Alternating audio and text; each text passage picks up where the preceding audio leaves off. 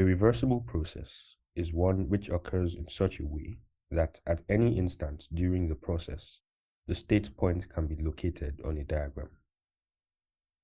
A reversible process is quite similar to the quasi-equilibrium process, but instead of moving gradually from one equilibrium state to another, in a reversible process, the system is constantly in equilibrium as it moves from one state to another. We can therefore draw a reversible process between states as a line on any diagram of properties. In practice, reversible processes are unobtainable because a fluid undergoing a process cannot be kept in equilibrium throughout, and we cannot trace its path as a continuous path on a property diagram. Such processes are called irreversible processes, and an irreversible process is usually represented by a dotted line joining the end states. In this video, we are going to apply the energy equation in the analysis of special cases of non-flow processes or processes which occur in a control mass, and we'll assume that these processes are reversible. We're going to start with a constant volume process or an isochoric process. In a constant volume process, the working substance is contained in a rigid vessel. This means the boundary is immovable and no work can be done on or by the system. We can analyze an isochoric process using our energy equation. And remember that for a closed system, the work done is the integral P dV. In a constant volume process, the change in volume dV equals 0, and so our work done equals 0. So our energy equation becomes Q equals U2 minus U1. This means that all the heat supplied in a constant volume process goes into increasing the internal energy of our working fluid. We can illustrate our reversible constant volume or isochoric process on a PV diagram as shown.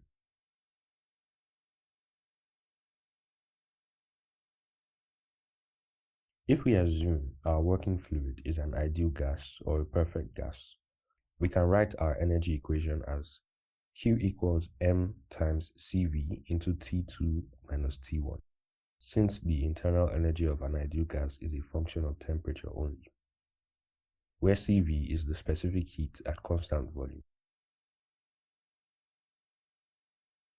It's important to always remember that we can only use our equation in this form when our working fluid is specified to be an ideal gas.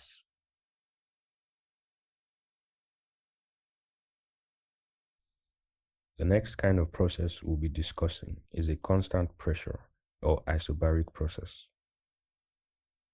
In a constant pressure process, the pressure of our working fluid is kept constant throughout the process, and we can analyze this process using our energy equation. We know work done equals the integral P dV. Since pressure is constant, we can write that the work done is equal to P into V2 minus V1. So our energy equation becomes Q minus P into V2 minus V1 equals U2 minus U1. And we can rewrite this equation as Q equals U2 plus PV2 minus U1 plus PV1.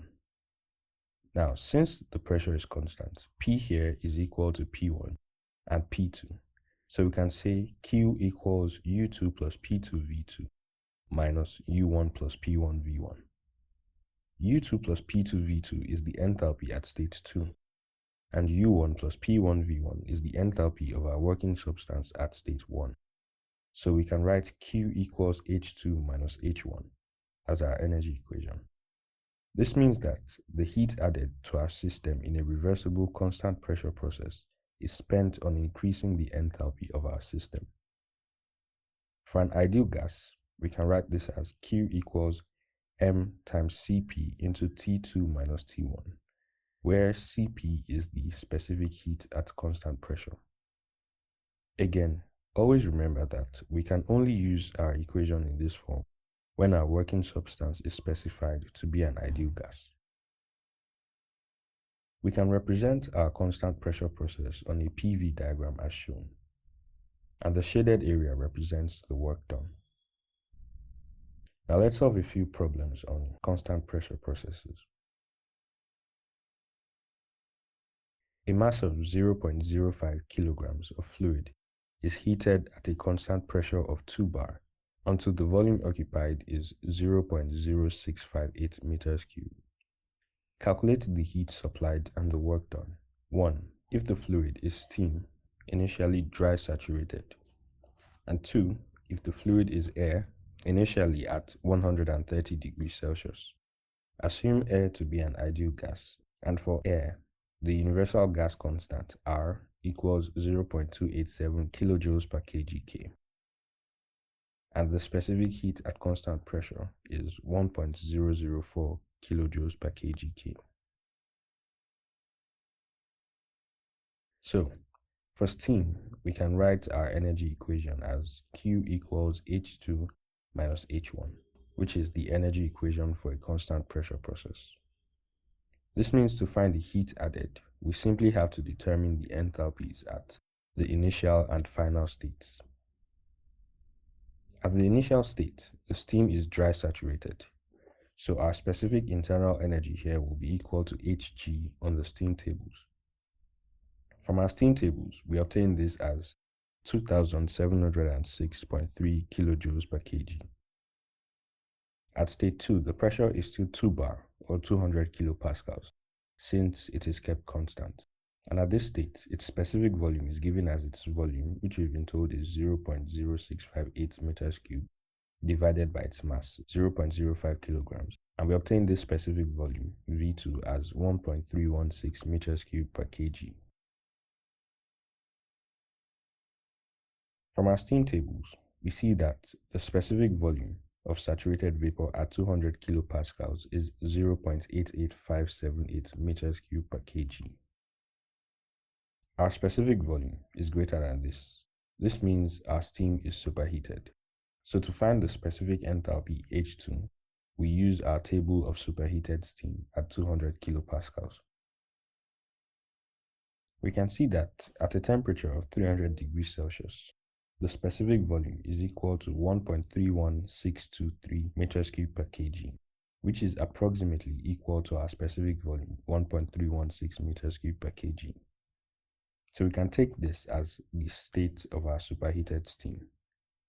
If the values weren't so close, let's say we had a specific volume of 1.4 something, we would have to interpolate between 1.31623 and 1.54934.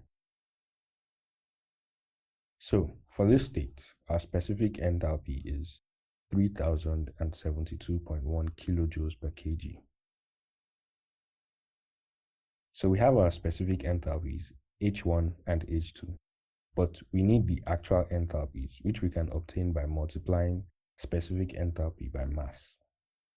So our energy equation looks like this. Q equals M into H2 minus H1.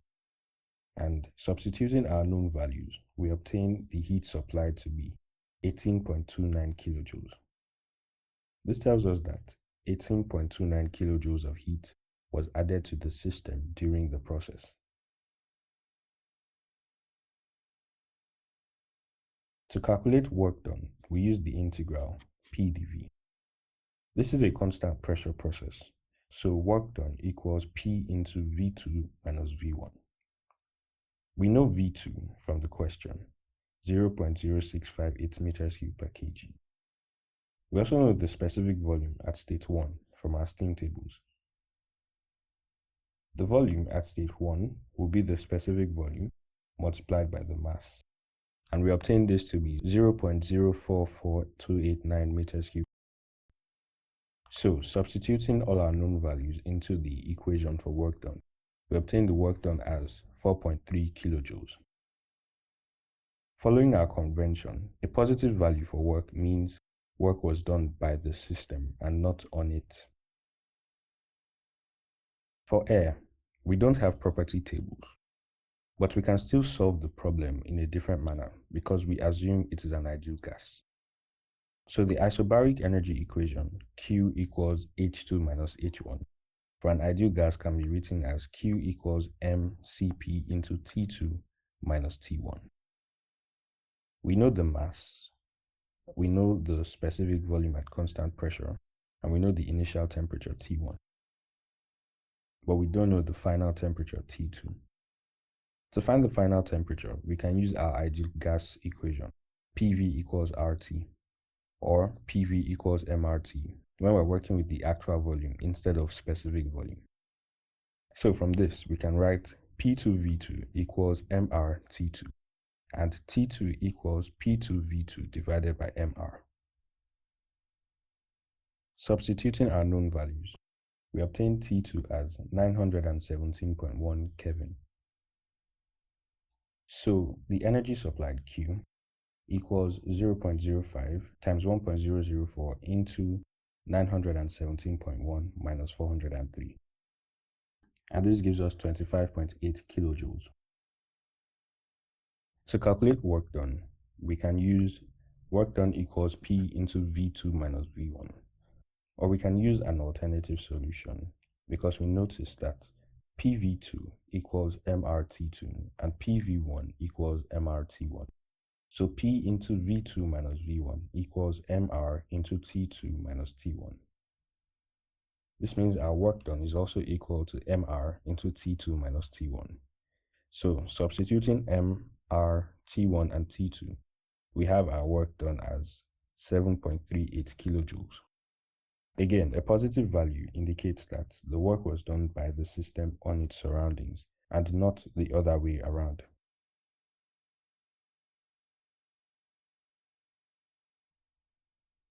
The third process we'll be discussing is a constant temperature or isothermal process. For an isothermal process, we can write our energy equation as Q minus W equals U2 minus U1. If our working substance is an ideal gas, then it is governed by the equation PV equals MRT. Since the temperature is constant, all the terms on the right-hand side, mass, the gas constant, and temperature are constant, and so is their product. This means the product PV is constant. Let's call this constant, which is the product MRT, C. So PV equals C. We can use this relation in calculating work done. If PV equals C, then P equals C divided by V. So our work done from the integral P dV becomes the integral C over V dV from state 1 to state 2. Evaluating this integral, we obtain C times the natural logarithm of V2 divided by V1. Since PV equals C, the constant C can be written as either P1V1 or P2V2. So our work done could be P1V1 times the natural logarithm V2 divided by V1, or P2V2 times the natural logarithm V2 divided by V1. Also, PV is equal to MRT. So we can write our work done as MRT times the natural logarithm of V2 divided by V1. Finally, since PV is constant, then P1V1 equals P2V2, and P1 divided by P2 equals V2 divided by V1. So we can replace V2 divided by V1 by P1 divided by P2 in all our expressions for work done. Also, for an ideal gas, U2 minus U1 equals 0, since internal energy changes with temperature, and temperature doesn't change in an isothermal process. So in our energy equation, Q minus W equals 0, and we can rewrite our energy equation as Q equals W for an ideal gas. We can show the isothermal process for an ideal gas on a PV diagram as shown. And the shaded region represents the work done. So let's solve this problem on an isothermal process. Steam at 7 bar and dryness fraction 0.9 expands in a cylinder behind a piston isothermally and reversibly due to a pressure of 1.5 bar.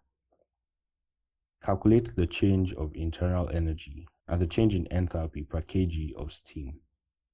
If the heat supplied during the process is 547 kilojoules per kg, calculate the work done per kg of steam. The change in internal energy and enthalpy per kg of steam simply means the change in the specific internal energy and specific enthalpy. So, delta U equals U2 minus U1 and delta H equals H2 minus H1. We need to find the specific internal energy and enthalpy at the initial and final states. At the initial state, the steam has a dryness fraction of 0.9 and a saturation pressure of 7 bar or 700 kilopascals. The specific internal energy at this state is given as UF plus X UFG, and the specific enthalpy at this state is given as HF plus X HFG. From our steam tables, at 700 kilopascals, UF equals 696.23 kilojoules per kg, UFG equals 1795.6 kilojoules per kg, HF equals 697 kilojoules per kg, and HFG equals 2065.8 kilojoules per kg.